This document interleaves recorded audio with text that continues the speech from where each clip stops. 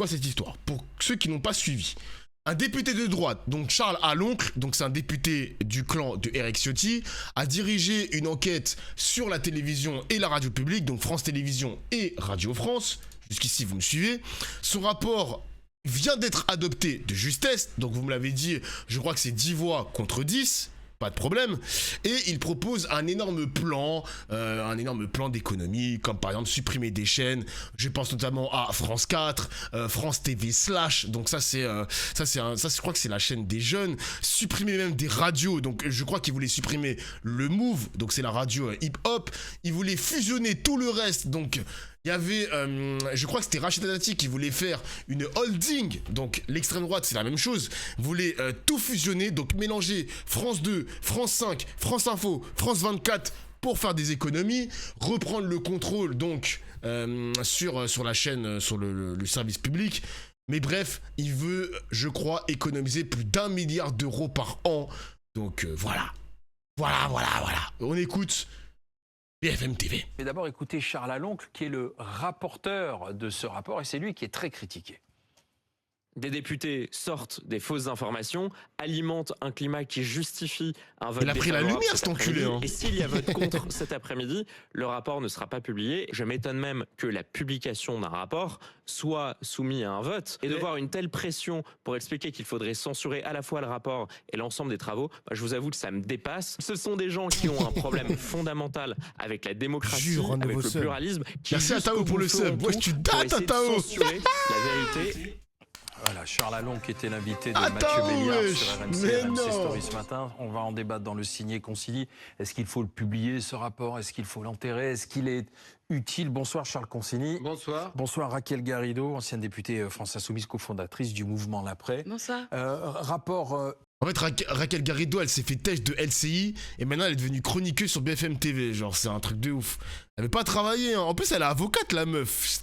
Putain! Utile, il faut le publier et non pas l'enterrer, le rapport Aloncle, Charles Consigny? Vous savez déjà ce que j'en pense. Moi, je soutiens pleinement les travaux du député Aloncle dans cette histoire. Je pense évidemment que sa commission d'enquête a mis au jour un certain nombre de dérives. J'ai été très choqué de voir les uns et les autres s'entortiller sur leur fauteuil et ne pas vouloir répondre de l'usage qu'ils font des deniers publics. Et je pense d'ailleurs que ceux qui l'accusent de vouloir se faire un piédestal politique avec cette commission lui rendent service en s'entortillant encore sur la publication du rapport. Il faut publier ce rapport. On a déjà un certain nombre d'éléments qui ont été mis au jour par la commission d'enquête. Certains sont faux, hein, c'est ce qu'a dit Charles Aloncle d'ailleurs ce matin. Moi, le train de vie du service public, on peut évidemment débattre là-dessus.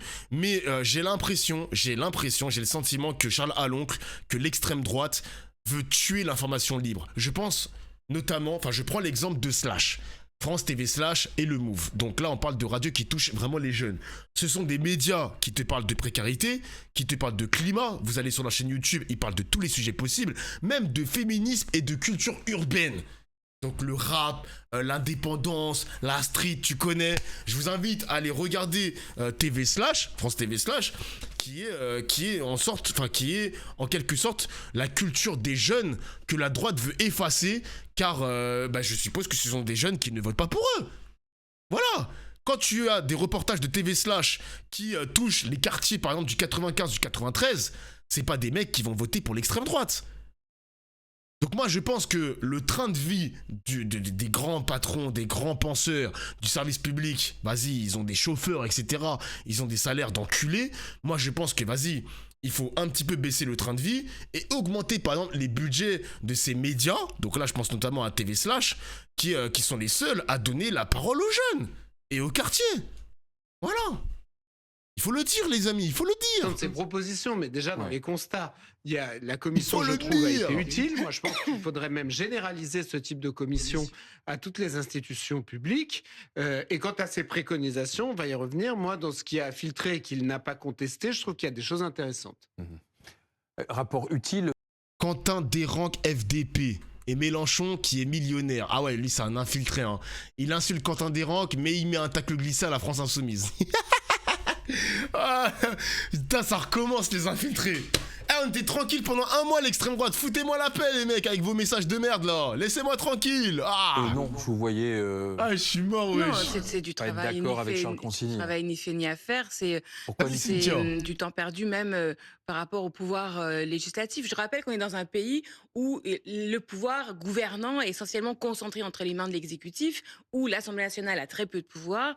Faire par groupe parlementaire une commission d'enquête par année, c'est le maximum du pouvoir qu'il y a. Et là, ça a été totalement mis au service d'une activité politique, en fait, d'un objectif politique qui consiste à vouloir privatiser tout le secteur audiovisuel public. Et moi, je dis attention, nous sommes dans un moment de la vie française où l'extrême droite est très forte, où les médias privés sont concentrés entre peu de mains. Il y a une concentration oligarchique du pouvoir. Vous savez qu'il y a le groupe Bolloré, le groupe Sterrin, ils sont tous à l'affût. Et donc, évidemment, le fait de pouvoir privatiser tout le service public de la télé et même de la radio, évidemment, ça les met en appétit. C'est pas ce que dit le rapport. Le rapport dit pas qu'il faut tout privatiser. Mais il n'a jamais fait le secret du fait qu'il était pour la privatisation de France Télévisions. Après, moi, il dit pas ça, pas du tout. Alors là, franchement, Aloncle a toujours dit ça. Non, pas du tout. Il va écrire le contraire. Il a écrit l'inverse. Non, il n'a pas du tout dit qu'il voulait privatiser tout l'audiovisuel public. Au contraire, il dit qu'il veut le rationaliser. Ensuite, vous citez Bolloré Sterrin. Sterrin, je ne crois pas qu'il ait la moindre chaîne de télévision. Il doit avoir des participations dans Valeurs Actuelles. Et c'est à peu près toute sa force de frappe médiatique. Et Frontières. Oui, Frontières. Oui. C'est pas encore France 2 en termes d'audience. Non, et alors Mais c'est rien, c'est groupusculaire. Rationaliser. Alors je crois aussi, mais il faudrait que le rapport soit publié, comme ça je pourrais en faire une synthèse assez facilement. Je pourrais demander à l'IA certains points de détail sur telle ou telle proposition, parce que je crois que Aloncle, il voulait que ce soit le président de la République qui choisisse les patrons de télé, parce que je crois que c'est pas le cas. Alors je sais plus si c'est le cas ou pas. Faudrait que je me renseigne. Parce que là on est sur la fin de l'indépendance. Vous voyez Brut, est-ce que vous connaissez le média Brut, le chat? Vous savez qu'un article, enfin je le savais depuis des années, mais maintenant Brut est au service de l'Élysée les mecs. Je parle de Brut qui filmait les gilets jaunes. Ça filmait les gilets jaunes au climax, etc. Ça mettait en lumière toutes les figures des gilets jaunes. Et maintenant, des années après, Brut est au service de l'Élysée. C'est pas un truc de ouf? Ça fait un moment maintenant que Brut avait à sa petite caméra pour suivre tous les déplacements d'Emmanuel Macron. C'est dingue quand même, hein. Et toutes les interviews exclusives d'Emmanuel Macron, c'est sur Brut. Exactement. Parce que si le président choisit le boss de France Télévisions, le boss de France Télévisions choisira des journalistes qui ne critiquent pas le gouvernement, en quelque sorte. Ça va être verrouillé. Il n'y aura plus d'indépendance totale du journalisme maintenant. Déjà que France Télévisions, vas-y, c'est bizarre un petit peu les gars. Et on a vu la couverture de la Palestine, Gaza, le Liban, l'Iran, etc. C'est déjà un petit peu au ras des pâquerettes, quoi. Donc oui, la solution à gauche, c'est d'offrir l'indépendance totale du service public. Voilà. C'est comme Fakir. Les patrons, je pense notamment aux patrons de l'audiovisuel public, dans un monde merveilleux de l'indépendance, les patrons devraient être choisis par des journalistes, par des citoyens français, pas par un politicien, pas par un président de la République. Tu vois ce que je veux dire ? Pour François Ruffin, c'est pas ça qui Mais détrompez-vous, Attends, t'as disparu, t'étais où ? Quelqu'un de très ambitieux, Raquel à mains égales, disparu, qui attends. veut transformer les politiques culturelles dans notre pays. Vous sous-entendez qu'il faut un contre-pouvoir médiatique avec un service public, ce qui veut dire qu'il est de gauche. Alors, pas du tout. Ce que je dis, moi, c'est que le service public, comme tous les services publics d'ailleurs, que ce soit la police, l'école... n'importe quoi, c'est au service du public. Et donc, je pense que démocratiquement, c'est pas une question de neutralité, c'est une question de représentativité. C'est pas une question de neutralité. La télé n'est pas neutre. Vous n'êtes pas neutre. Personne n'est neutre ici. Donc, on va pas dire. Mais nous, on n'est pas le service public. D'accord. Mais donc, ce qui est à nous, les Français, c'est le service public. Oui, donc on doit s'y refléter. On doit s'y voir refléter. L'entrée dans la directive. Les Français ne sont pas neutres. Non, mais si vous avez... Alain Marchal, d'accord, mais si vous avez tout... Les Français... Oui, je comprends. Mais si vous représentez tout le monde, finalement, vous êtes sur une ligne... Le pluralisme, c'est pas la même chose que la neutralité. Hein, d'accord. C'est même plutôt l'inverse, en vérité. Le pluralisme, c'est d'assumer qu'il puisse y avoir une confrontation d'idées dans notre pays et que ce soit reflété dans le service public. On est d'accord. Moi-même, je pense qu'il faut un service public, notamment, effectivement, pour que le paysage audiovisuel n'appartienne pas qu'à des groupes privés qui poursuivent chacun leurs intérêts. Moi, je vois des choses, d'abord sur les propositions qui ont filtré et qu'il n'a pas contesté de Charles Aloncle. Il veut supprimer France 4 et France TV /. Excusez-moi, mais qui peut être contre supprimer France 4 et France TV /? Mais vous avez... Voilà, il connaît pas le contenu. Il ne sait pas que France TV /, par exemple, c'est un média qui parle des jeunes, qui parle de la précarité étudiante. Il n'est pas au courant de ça, monsieur Charles Consigny. Je sais même pas si France Télévisions, France 2 ou même France Info vont traiter de cette histoire-là. On a vraiment une chaîne qui parle des jeunes et qui parle aux jeunes. Avec des jeunes. C'est France 4 et France TV /, c'est très bien. C'est les politiques pour les vis-à-vis des jeunes, vis-à-vis des enfants, vis-à-vis dans la culture. Voilà, c'est ce que j'ai dit. Vous ne regardez pas, que les autres ne regardent pas. France 5, France 2 avec France 5, France Info avec France 24. La culture underground. Bonne justice. Avec ça, on fait quasiment 1 milliard d'euros d'économies. Je suis désolé. Sachant que le budget de France TV, c'est plus de 4 milliards. Ce sont des choses à faire. Et moi, si je prends ce qui a été mis au jour par cette commission d'enquête, quasiment 4 millions d'euros, 3,8 millions exactement, de frais de taxi en 2024. Comment vous pouvez défendre ça, Raquel? Bon, ça, je suis d'accord. 4 millions d'euros de frais de taxi sur un an. Ce rapport, au dernier festival de Cannes, que je n'ai pas vu, ça, je suis d'accord. Ni vous, d'ailleurs. 6 personnes hébergées, 110 000 euros de frais d'hôtel. Les hôtels... J'avoue que ça vit bien quand même. J'avoue, ça me casse les couilles, ça vit bien, c'est pas normal. En plus, c'est des mecs qui ont déjà pas mal d'argent dans les poches. J'avoue que le train de vie des journalistes, les gros journalistes, là je parle vraiment des grands journalistes, j'avoue que là, il y a débat. Ils abusent, ces enculés, mais bien sûr qu'ils abusent. Alors justement, vous avez l'impression, non mais Charles Consigny, est-ce que vous avez l'impression, vous, en tant que téléspectateur de ce pays, que votre accès à un média de qualité a été amélioré parce que les représentants de France TV sont allés à Pierre et Vacances plutôt qu'à un hôtel plus cher pendant le festival de Cannes? Non mais je vous pose la question. Vous pensez... donc c'est bien, c'est typiquement le genre de mesures démagogiques, le genre de critiques démagogiques qui en fait accusent le chien de rage pour le tuer. Vous voulez tuer le chien ou vous l'accusez de rage? Vous trouvez que les impôts doivent payer des nuits d'hôtel à 1 800 €? Mais c'est pas ça le sujet. Le sujet, c'est de savoir. Moi, comme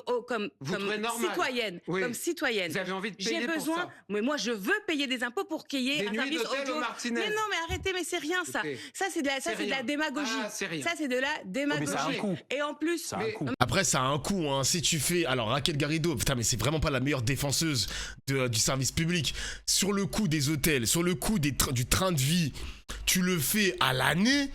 Je pense sincèrement que ça se chiffre à des millions et des millions d'euros.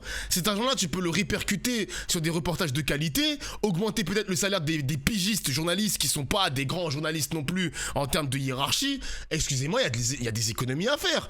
Je ne parle pas comme l'extrême droite qui aimerait mettre un coup de hache au service public. Je n'ai pas dit ça. Moi, j'ai un problème avec la hiérarchie qui a vraiment abusé de l'argent public. Moi, je parle que d'eux, les mecs, hein.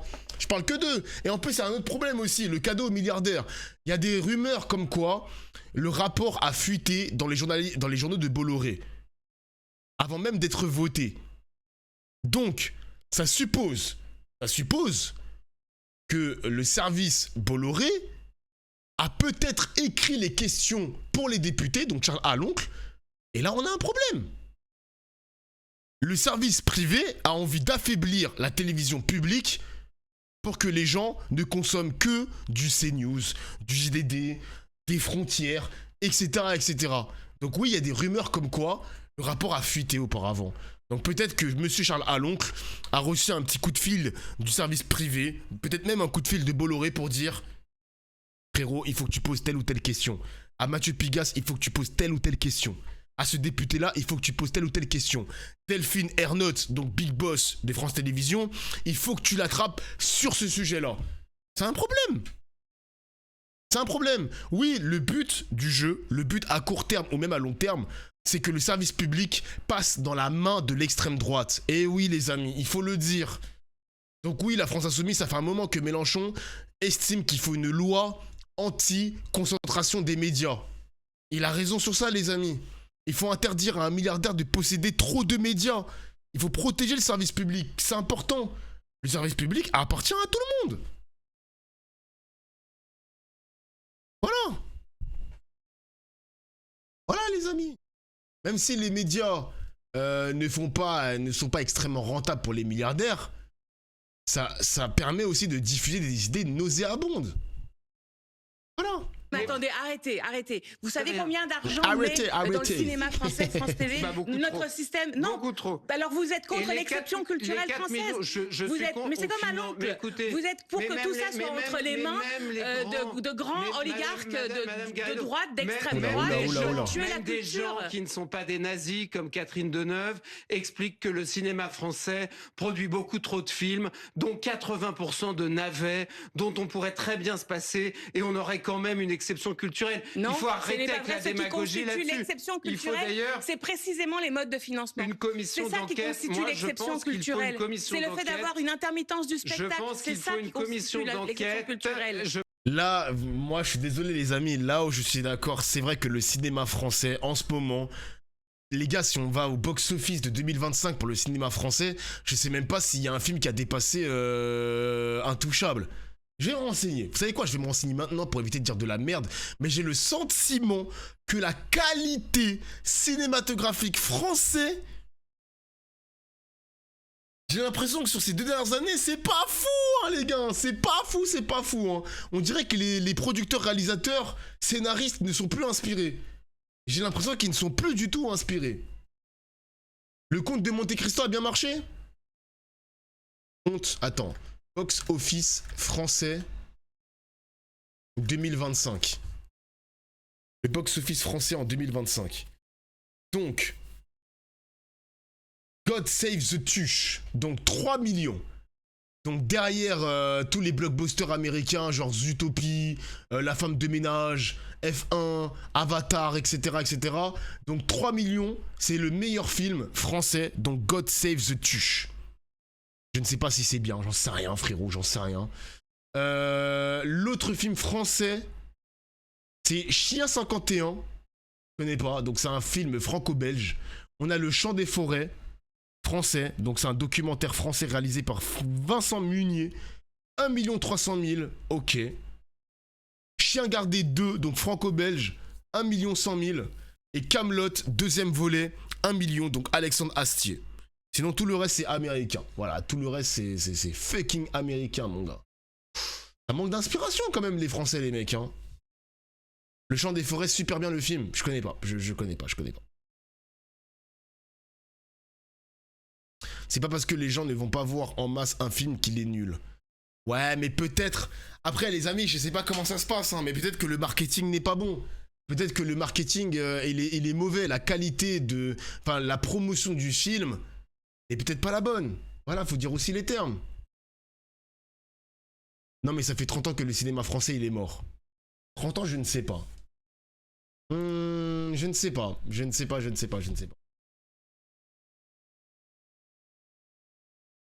On a un Est-ce que j'ai un spécialiste du cinéma français, les amis? Est-ce que j'ai un spécialiste du cinéma français qui pourrait m'expliquer est-ce que le cinéma français est bien ou pas? Faudrait peut-être poser la question à Régis Gorilla, les mecs, hein. T'as des petites fulgurances, exactement. À gauche, à droite, t'as peut-être des petites fulgurances. Mais sinon, depuis 30 ans, je pourrais pas dire 30 ans, les mecs. Hein. Je pourrais pas dire aussi long comme ça, je pourrais pas dire ça. Non, je pense. Je pense qu'il faut une commission d'enquête sur le cinéma. Les intermittents du spectacle, ils représentent 1/3 du déficit de l'assurance chômage, alors qu'ils sont une infime minorité des chômeurs. C'est pas vrai, les intermittents du spectacle cotisent plus que vous et moi. Mais regardez les rapports de la Cour des comptes sur les intermittents du spectacle. 1/3 de l'assurance chômage pour à peine 10% des chômeurs. Vous démontrez exactement l'objectif de Charles Aloncle, c'est qu'il voit de la culture, il veut tirer au bazooka. Il voit des gens qui réfléchissent. Si, c'est de la culture. C'est de l'affairisme. Ils s'en mettent plein les poches au nom du service public. N'importe quoi. C'est ça la réalité. C'est pour ça qu'ils à chaque fois, putain. Ils ont honte de leur salaire. Un intermittent, il s'en met plein les poches? Non, mais ceux qui exploitent les intermittents, ils s'en mettent plein les poches. Alors, pardon. Alors, vous êtes en train de remettre en cause, vous, le régime de l'intermittence? Oui, absolument. Parce qu'ils s'en mettent pas du tout plein les poches, mais par contre, sans eux, on peut pas avoir de production de théâtre, producteurs se payent pas des baraques à Saint-Tropez. Mais attends, mais je comprends pas un truc. Il veut tirer sur les intermittents. Alors que les intermittents, je suis désolé, les amis, hein, précarité de fou, hein. Précaire de fou, les intermittents. Mais là, je te parle vraiment de précarité en mode avoir un crédit, c'est compliqué. Acheter un appartement, c'est compliqué. Acheter par exemple, une voiture à crédit, c'est compliqué. L'intermittent, tu te grattes la tête, mon gars. Hein. Tu te grattes la tête, hein. Yérim, tu t'y connais ou pas au cinéma français? J'ai une question. Est-ce que Yérim, tu t'y connais au cinéma français ou pas? Attends, j'ai une pub, voilà. Putain, je vais reposer la question. Je vais attendre. Vous êtes dur avec le cinéma français. Ok, les amis, ok. Les amis... Merci pour les lasers. Les gars, on a peut-être un spécialiste du cinéma français. Comment vas-tu, Yérim? Ouais, ça va et toi, mais je suis pas spécialiste du cinéma. T'es pas un spécialiste du cinéma français? Non. Ok, bonne soirée. Non, mais je m'y connais en film après. Est-ce que tu penses que le cinéma français régresse depuis des années? Oui et non. En fait, le problème, c'est une question d'offre et de la demande, comme quasiment tout. Genre, c'est comme ça que ça fonctionne. Et malheureusement, à des comédies de merde, faut le dire, vraiment des comédies de merde qui sont adaptées au cinéma ou qui sont faites au cinéma. Donc, il y en a plein. Et ça fait que, quand t'es dans notre cible d'âge et tout, nous, on regarde pas ça. Sauf qu'en fait, la vérité, c'est qu'il y a un public. Mais le public, c'est... Je vais pas dire nos darons pour pas nous insulter, mais des darons, tu vois. Genre, il y a vraiment des darons. Peut-être c'est des droitards ou je ne sais quoi qui aiment bien regarder ces films remplis de clichés en disant des mots... Enfin, désolé, je me permets, oui, Mamadou, ouais, le rebeu, tout ça là, genre, c'est... Ah, les clichés des cinémas français, c'est toujours pareil. Ça, je suis bien d'accord. Hein. Oh là là. Ah non, mais c'est d'une gêne sans pareil. Là, gênant, récemment... Frère. Mais après, il y a quand même des bons films français, comme là, récemment... J'ai regardé Le Rêve américain, c'est un film français qui parle qui est une histoire vraie, sur un mec qui fait du bass, sur un mec qui a négocié à la NBA, tout ça là. Honnêtement, il est très bien. À un moment, j'avais peur que ça parte d'un cliché, mais absolument pas. Au contraire, ça les démonte. Okay. T'as aussi récemment, j'ai vu un autre film mais qui parlait de la Seconde Guerre mondiale, avec tout ce qui tournait autour du H. Je sais pas si on peut le dire sur Twitch. Donc le H et tout. Et bah voilà.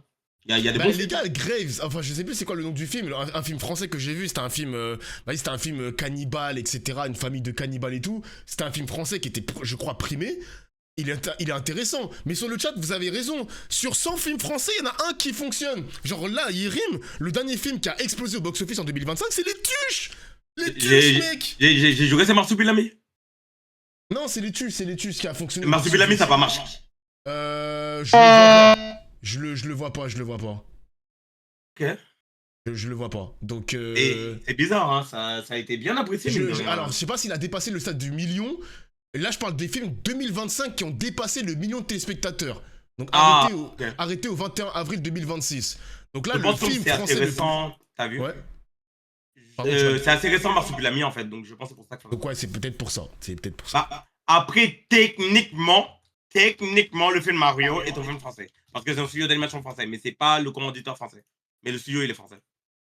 Ah, c'est vrai, Mario, c'est vrai. Après, Mario, il est sorti en 2026, donc là, pour l'instant, on n'a pas encore les chiffres, mais Ah, mais c'est pour ça, Marsupilami est sorti en 2026, en fait, je suis bête, pardon. Ah, ben voilà. Ouais, mais Marsupilami, il a bien marché, et justement, Marsupilami, du coup, c'est... En fait, c'est pas un humour de merde, mais... En fait, I am not watching that. Genre, tu vois, j'ai vu 20 minutes du film, j'ai arrêté, ça y est. Genre... De Marsupilami? Ouais, genre, en fait, ça y est. En même temps, come on. En même temps, Marsupilami, je sais pas. Genre, common N-word, genre... Mec, franchement, je sais pas, le cinéma, j'ai essayé quelques films français, y a pas de problème, y a quelques petites fulgurances et tout, mais j'avoue, les Tuches, le Marsupilami, tu l'as dit tout à l'heure, mais les clichés rebeu, Renoir, etc. dans les cités, ça y est, on est fatigués, les mecs.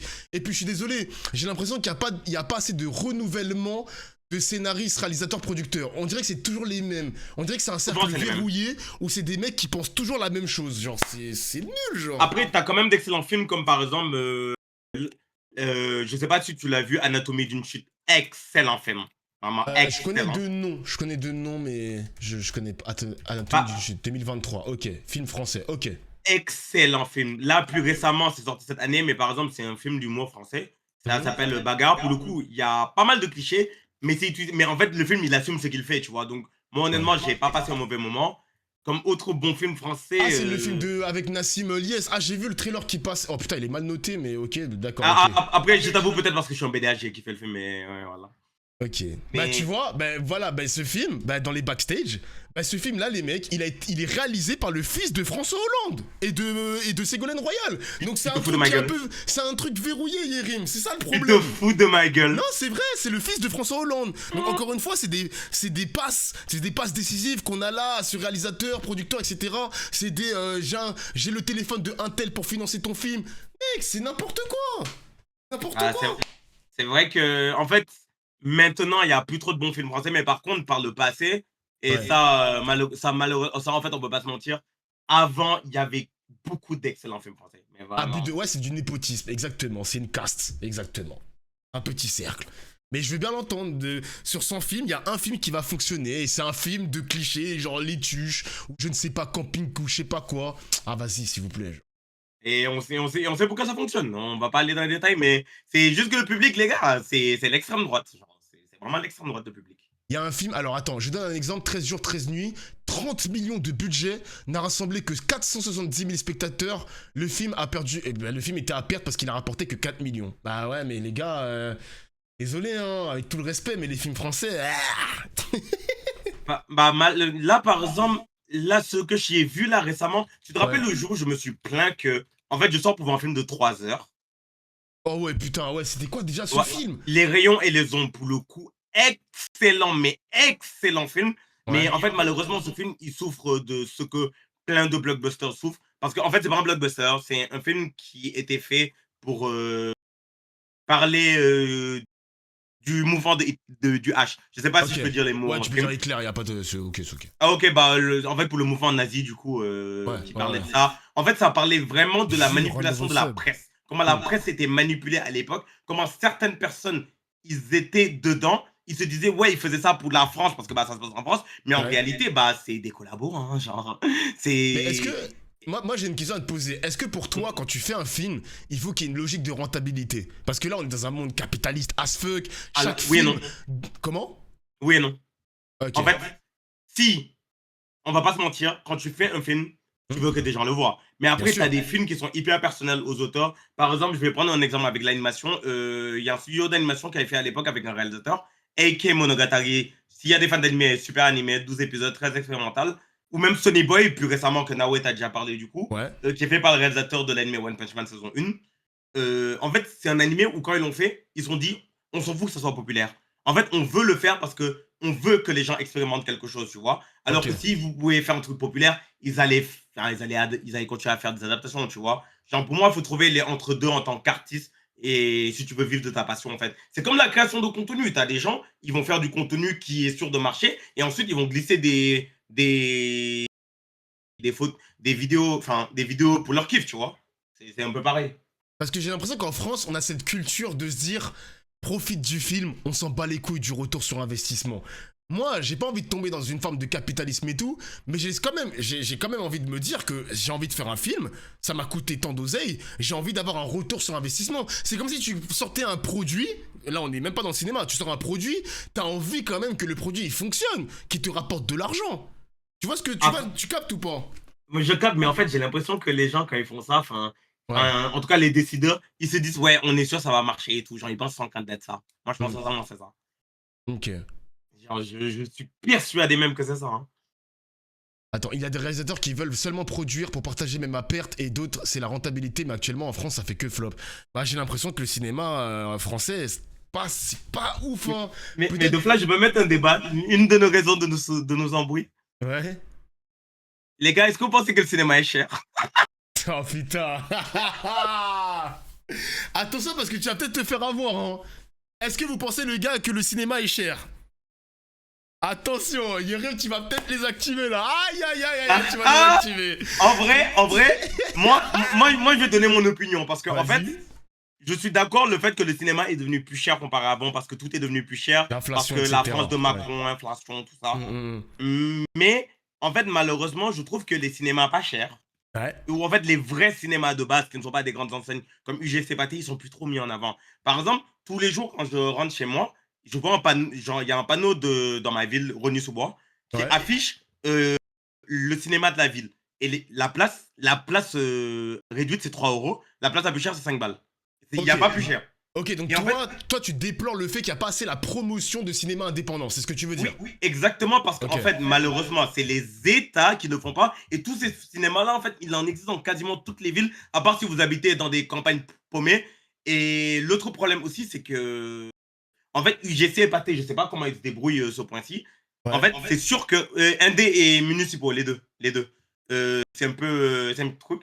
Cinéma municipal? Oh, je connaissais pas ça. En fait, les cinémas. En fait, quand je dis indé, en fait, c'est municipal, my bad, il a bien fait de me corriger. Ok.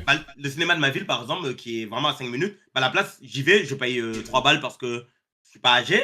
Et il y a tous les films récents, en fait, ils te mettent des dates où ils sont diffusés, tu vois. Les salles sont bien, ça a des bons écrans. Mais en fait, UGC et Pathé, ils commencent à nous vendre des expériences de luxe. Mais quand on parle de ça, là, je suis d'accord de dire que c'est cher, malheureusement. Et c'est ce que les gens voient, parce que quand tu es sur Internet, c'est ça que tu vois, etc. Sauf qu'en fait, les cinémas municipaux et indés, bah, ils n'ont pas cette promotion sur les réseaux. Genre, quand tu te promènes sur les réseaux, tu vas sur Allociné, ils vont pas t'envoyer le cinéma de ta ville, hein, quand tu vas acheter ta place. Ils vont juste t'envoyer le lien du Pathé ou de l'UGC. Et là-bas, effectivement, c'est cher, parce que là-bas, ils te vendent plus qu'une... Là-bas, ils te... Bah, en fait, clairement, surtout... Les gars, je sais pas si vous êtes déjà allés au Pathé de la Villette, ou même le Pathé Palace. Pour moi, c'est des cinémas de luxe, hein. La dernière fois, les gars, je suis allé au Pathé Palace, les prix, j'ai halluciné. Ah mon gars, ça a avoisiné les 35 € dans ma poche, hein, ça pique. Hein. L'expérience c'est sympa, mais c'est quand même cher pour mater un film, franchement. Mais tu sais que maintenant, Dofla, il y a des cinémas hôtels. On en est là. Hein. Bah, je crois que c'est à Aéroville qu'on peut se coucher. Zarma, c'est un lit ou je sais pas quoi. Ça, c'est de coucher rapidement, mais en fait, t'as aussi un cinéma qui s'appelle le MK2 Paradisio, un truc comme ça. Et en gros, tu payes ta nuit d'hôtel. Vous avez accès au film du moment et tout. Et bah, tu joueras avec la personne. Mais attendez, mais le plan de fou. Non, par contre, les gars, c'est pas 35 € par personne. N'abusons pas, s'il vous plaît, les gars, c'est 35 € pour les deux. Mais c'était la place, enfin les deux places. Attends, Dofla Ouais. Tu sais, au Pathé Palace, c'est 25 par personne hein, quand tu prends le truc le plus cher. Vas-y, frère, t'es marre. Mais le Pathé Palace, c'est agressé grave. Hein. C'est pitié. Tu payes une place d'enfant, ça y est, personne vérifie. Par contre, les gars, alors, Yerim, je vais t'expliquer un truc. C'est pas tout le temps le cas, mais les gars, la tête de WAM que, par exemple, je crois que c'était mon ex à l'époque, les gars, on a vérifié, ils vérifient la carte d'identité. Ils le font pas tous, hein, mais parce qu'ils savent qu'il y a une arnaque autour du tarif enfant ou même under 26. Ils le savent, donc ils sont obligés de demander la carte d'identité. Ils le font pas tous, mais des fois, tu peux pas tout le temps douiller, en fait. Bah, donc, excusez-moi. Moi, j'ai une astuce sur ça, mais je peux pas dire en live aussi. Non, dites pas en live, non, parce que là, c'est... J'ai vraiment une astuce, mais je peux pas dire. Non, faut pas dire les failles du système, sinon tu peux te faire ban de Twitch. Mais allez. Ah non, mais c'est pas une faille du système, hein. C'est quand tu demandes ta carte d'identité, comment mentir son âge, mais on va éviter. Hein. Tranquille, les gars, tranquille. Bandit. J'ai joué BNDM, je vous dis. Merci, Yerim. Merci, mon gars. Donc, voilà, je vais jouer à TFT. Tu vas à TFT, parfait, mon gars. Je te rejoins tout à l'heure, tranquille. Tranquille. Bisous.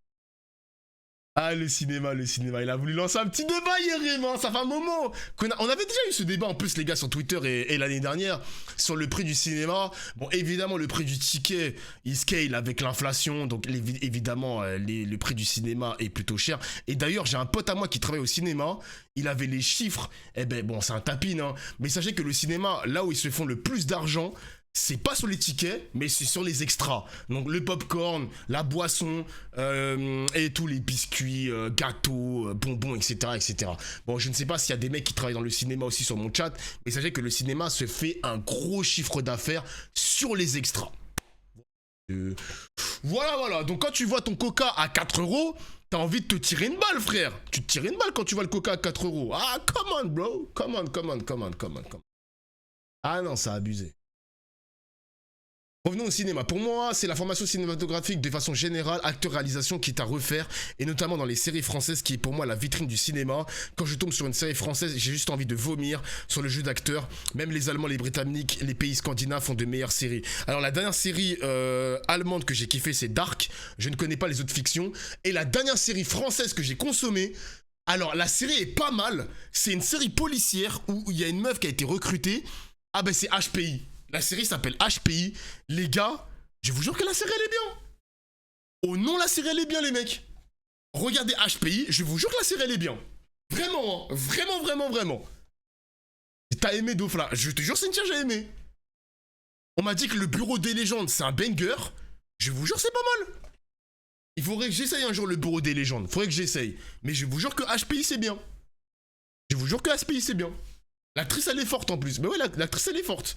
Et d'ailleurs, la série a tellement bien fonctionné qu'il me semble qu'il y a une déclinaison de HPI aux États-Unis. Aux États-Unis les mecs. Voilà. HPI, je vous conseille de regarder la série. Allez au bout les mecs, allez au bout. Voilà. Effectivement. Mais arrêtez. Vous savez quel est le salaire moyen France Télévisions? Non, allez-y. 72 000 € par an. C'est la Cour des comptes qui le dit, c'est pas à l'oncle. ouais. Et vous gagnez trouvez que combien c'est par normal? an? Attendez, vous Mais gagnez... moi, je ne suis pas payé par le service public, Madame Garrido. D'accord, Moi, je ne touche pas un centime d'argent public. Moi, je suis très largement contribuable. Raquel Garrido, hein, toujours dans les mauvais plans. Putain, elle a parlé du salaire de Charles Consigny alors que le mec il touche pas d'argent public. Putain, mais là, le débat est nul, Raquel, t'es trop nul, wesh. Internet au service public, donc c'est pas du tout le même sujet. Mais l'activité... 72 000 € par an, salaire moyen. On a compris. De toute façon, on a compris. C'est normal. Tout le monde a compris. Vous en voulez au fait même que nos impôts Soit dilapidés. puissent payer une activité Et vous n'êtes pas culturelle. contre un service public, c'est Bah, ce que vous écoutez, dites. non, franchement, Voilà. il dit... Non, mais ça, c'est le vernis. Non, mais c'est pour qu'il décide sa pensée. Ah non.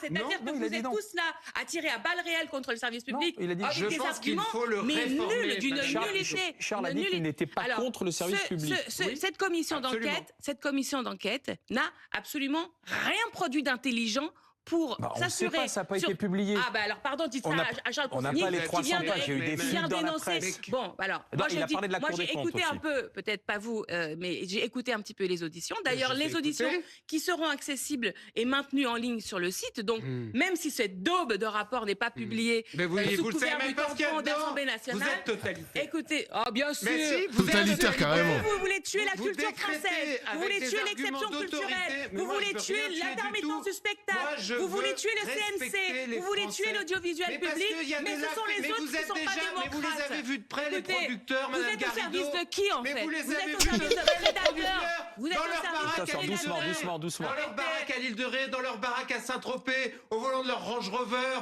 les producteurs du service public, vous les avez vus? Mais Vous l'avez plaisez. vu la maison de Nagui à Saint-Tropez? C'est normal, ils sont d'accord pour ça. Cela dit, il rapporte beaucoup Calmez-vous, d'argent au service écoutez, public aussi, Nagui. Après, il abuse quand même parce qu'il veut quoi? Il veut que Nagui soit à 2000 € par mois. Le mec, il produit des émissions, il a une boîte de prod. Évidemment que le gars, il a un train de millionnaire, genre. Un jour, il va se faire attraper, Charles Consigny. Hein, parce que je sais pas si le gars, il est avocat et en même temps, il est chroniqueur à la télévision. J'espère pour lui qu'il a le train de vie d'un smicard. Hein, parce qu'il ouvre beaucoup sa gueule pour un mec plein aux as. Moi, j'aimerais bien savoir son train de vie. Parce que Nagui, il est multimillionnaire. Bon, le gars, il a un train de vie d'un multimillionnaire quand même. Bah, je sais pas. Je ne veux pas défendre Nagui, je suis pas là pour ça. Mais si les émissions de Nagui sont renouvelées par le service public, c'est qu'il y a une logique de rentabilité qui rapporte de l'argent à France Télévisions. Par la publicité. Bah, ça me paraît, c'est ça le capitalisme aussi, les amis. Toi, tu les passes où tes vacances? Tu les passes à Sarcelles tes vacances?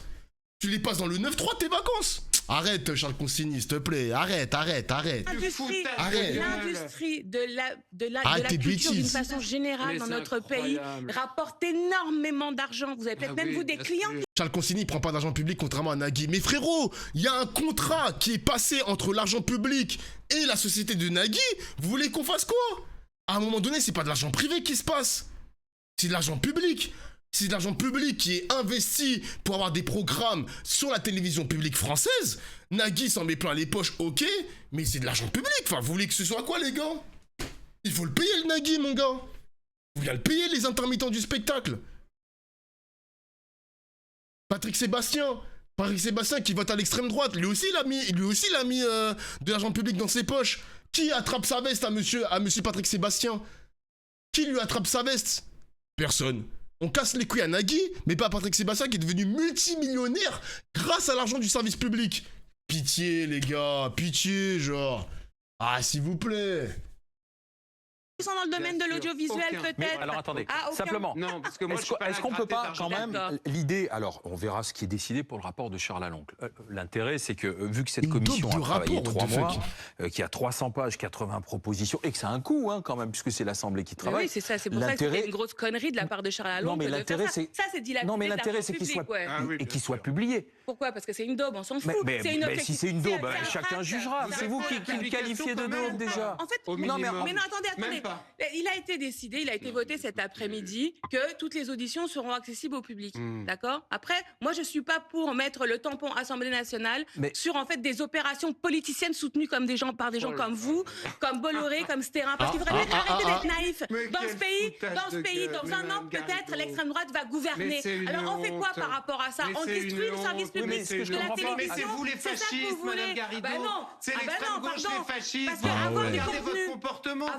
Vous refusez de faire la lumière. Les contenus de programmes comme France 4, comme France TV / permettent à chacune et à chacun de réfléchir. Comment ça, personne ne regarde? Cela dit, vous pensez que quand les gens vous regardent, vous, ils deviennent plus intelligents?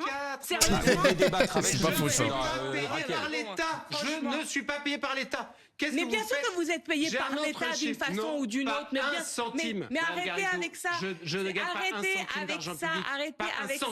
Tout ce que vous faites dans votre vie, vous êtes allé à l'école. Vous êtes allé à l'école. Mais alors, j'étais à l'école privée catholique en l'occurrence. Vous tombez mal. Et j'étais très bien. Vous savez qu'il y a 30 ans. Mais donc Charles Consigny nous fait croire à ce stade qu'il n'a jamais touché un seul argent public. Et alors? Supposons qu'il touche de l'argent public, les amis. Si c'est pas une somme faramineuse, si c'est pas abusé comme les journalistes, les grands fonctionnaires à la tête du service public, il est où le problème de toucher de l'argent public en fait? Je comprends pas. Moi je capte pas. C'est juste les très gros salaires. C'est juste les gabegies qu'on déteste, les prix des hôtels, ils se sont mis plein les poches, etc. avec des chauffeurs de taxi, etc. C'est ça qu'on déplore. C'est ça qu'on déplore. Quoi le problème, genre?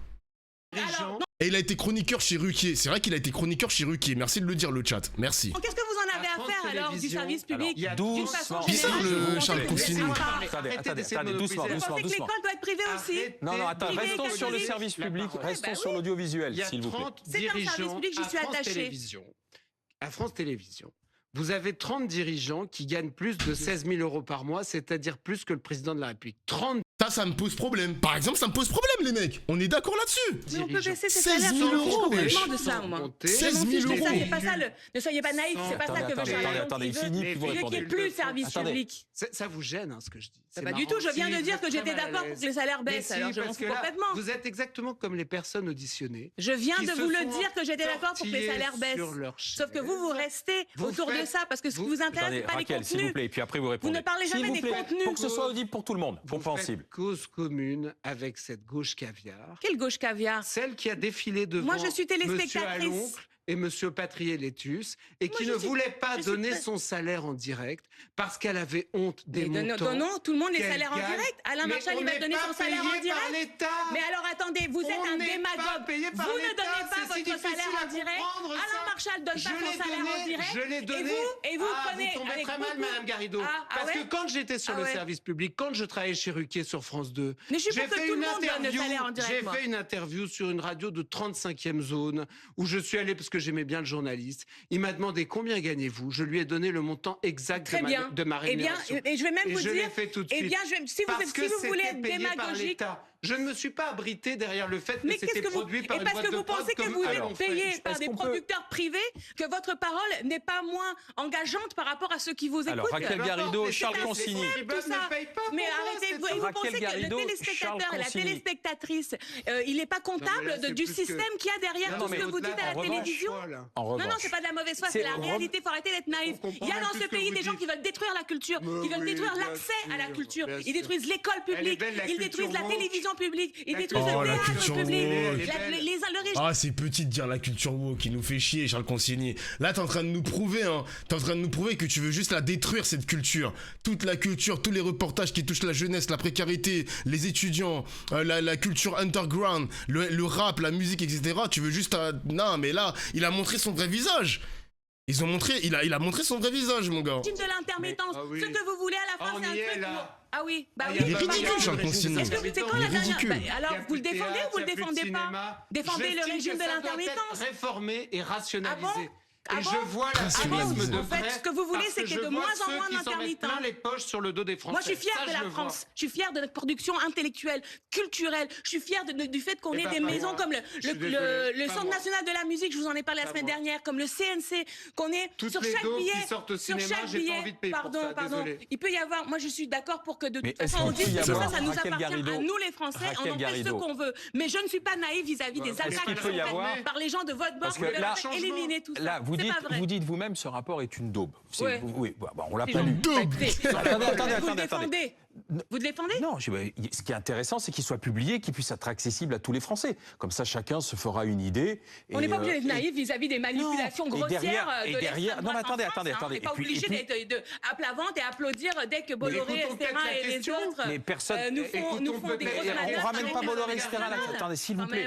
Il y a un rapport qui est produit par l'Assemblée nationale.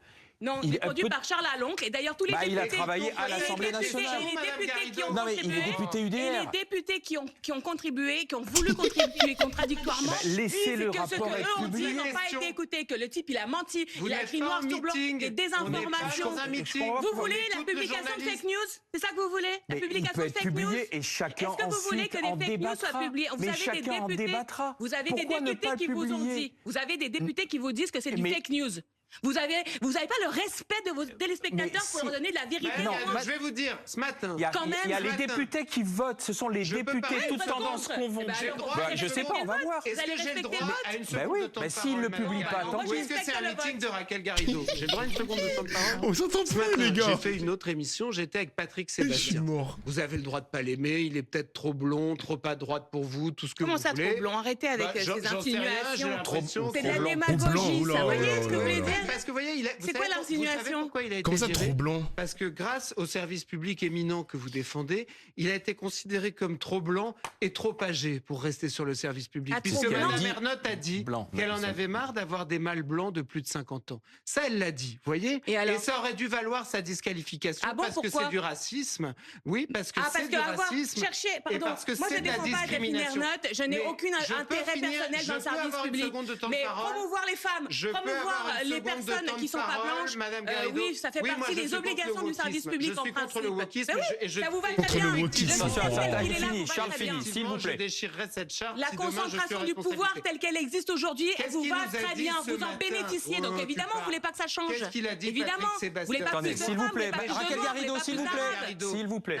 Pardon, c'est pas moi qui parle 100 000 € par mois d'argent public à France Télévisions, contrairement à beaucoup de gens qui ont été auditionnés par Charles Aloncle. Donc maintenant, les leçons de morale, ça suffit. Hein? Vous venez de dire que Charles finit, s'il vous plaît. Qu'est-ce qu'il a dit, Patrick Sébastien? C'est pas un néo-nazi, Patrick Sébastien. C'est quelqu'un qui a travaillé pendant 20 ans sur le service public. Qu'est-ce qu'il a dit? Qu'il y avait des abus énormes, qu'il y avait des gens payés à rien faire, en nombre, qu'il y avait des combines avec les boîtes de prod qui devaient être nettoyées. Il a dit tout ça. Et la sienne? Lui, tant qu'il était payé comme producteur, ça lui allait bien.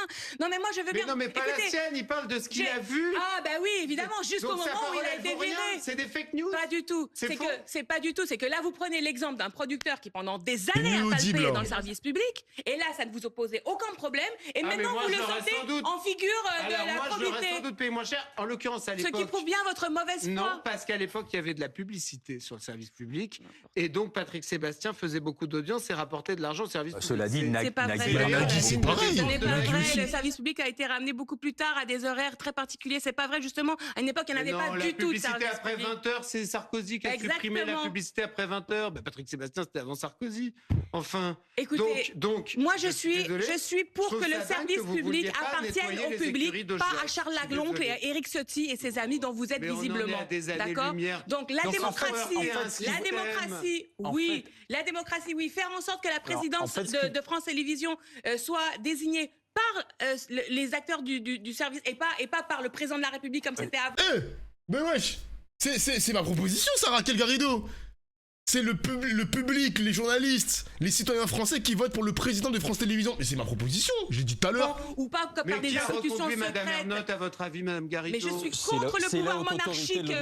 C'est l'ARCOM, c'est 3 fois 5 ans. Elle a sa 3e mandat de 5 ans. Je suis contre ces pouvoirs de nomination. Je vais l'écrire ce livre blanc, les mecs. Il faut mettre là-dedans de la rigueur, de la vertu, de la déontologie. Pour ce qui est de l'information, par exemple. Merci. De la rigueur, de la vertu, de la déontologie, vous combattez tout ça. Merci Raquel Garrido. Je me bats pour ça, mais la privatisation à outrance, le rapport est une daube. Le fait que toutes les télé-radios soient la possession de certains milliardaires fera pas de la France une démocratie plus solide. Merci Raquel Garrido pour ce débat animé avec Charles Consigny et on a hâte de savoir si le rapport, si les députés votent la publication du rapport ou pas. Vas-y, visiblement le rapport il va être publié. Hein. Attends, je vais la regarder sur le compte Twitter de Monsieur Charles Aloncle. Ça y est, il va perdre son buzz lui. Hein. Il a eu la lumière. Pour montrer, évidemment, il a montré la lumière, enfin, il a été mis en lumière par CNews, Pascal Pro, même BFM TV, hein, les amis, ils ont parlé de la commission. Hanouna a invité, alors M6, je ne sais pas ce qui se passe avec M6, mais Cyril Hanouna a invité Charles Aloncle sur son TPMP version M6. C'est n'importe quoi. Attends. Charles Aloncle. Il a tweeté ou pas? À quelques minutes du vote, nanani nanana. Il a pas refait de tweet depuis. Ok, il n'a pas fait de tweet depuis. Ok.